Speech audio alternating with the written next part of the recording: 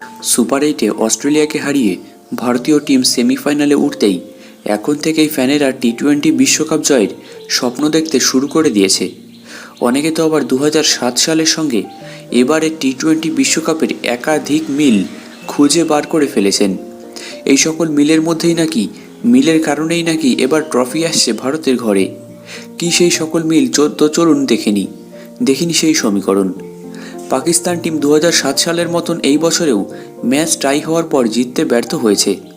2007 সালে ভারত বনাম পাকিস্তানের প্রথম গ্রুপ স্টেজের ম্যাচটি হয়েছিল টাই। খেলার ফলাফল পাওয়ার জন্য বোল আউটের পথ বেছে নেওয়া হয়েছিল, যেখানে ভারতীয় দল 3-0 ব্যবধানে পাকিস্তানকে হারিয়ে জিতে নিয়েছিল ম্যাচটি। এবারের বিশ্বকাপেও আমেরিকার বিরুদ্ধে টাই করেছিল পাকিস্তান। সুপার ওভারে ম্যাচ হারে বাবররা।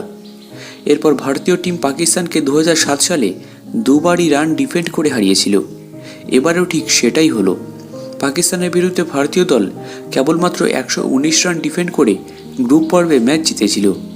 2007 সালের টি-20 বিশ্বকাপ চলাকালীন ওডিআই ফরম্যাটে বিশ্বকাপ জয়ী টিম ছিল অস্ট্রেলিয়া, এবং সেই সময়ে তারাই ছিল টেস্টের 1 নম্বর দল। বর্তমান টি-20 বিশ্বকাপের সময়তেও ঠিক একই রকম পরিস্থিতি। অস্ট্রেলিয়া টিমের বোলার প্যাট কামিন্স হ্যাট্রিক করার পর এই সমীকরণটি আরও উজ্জ্বল হয়ে যায়। আসলে 2007 সালে বাংলাদেশের বিরুদ্ধে হ্যাট্রিক করেছিলেন অসি বোলার ব্রেট লি। এবারও হ্যাট্রিক করেছেন কামিন্স। 2007 সালে আয়োজক দক্ষিণ আফ্রিকার বিরুদ্ধে বাঁহাতি পেসার আরপি সিং, যিনি 13 রান দিয়ে 4 উইকেট নিয়েছিলেন।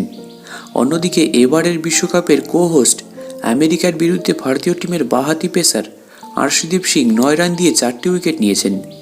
2007 সালে ঠিক যেমন ঘটেছিল 2024 বিশ্বকাপে ঠিক তেমনটাই কিন্তু ঘটতে দেখা যাচ্ছে। প্রথমত 2007 সালে কেরালা দল থেকে সুযোগ পেয়েছিলেন শ্রীশান্ত। এবার 2024 সালে ভারতীয় টিমে কেরালার প্লেয়ার হলেন সঞ্জু স্যামসন। 2007 সালে ভারতীয় টিমের একটি ম্যাচ অ্যাসোসিয়েট নেশনের বিরুদ্ধে ভেস্তে গিয়েছিল বৃষ্টির কারণে।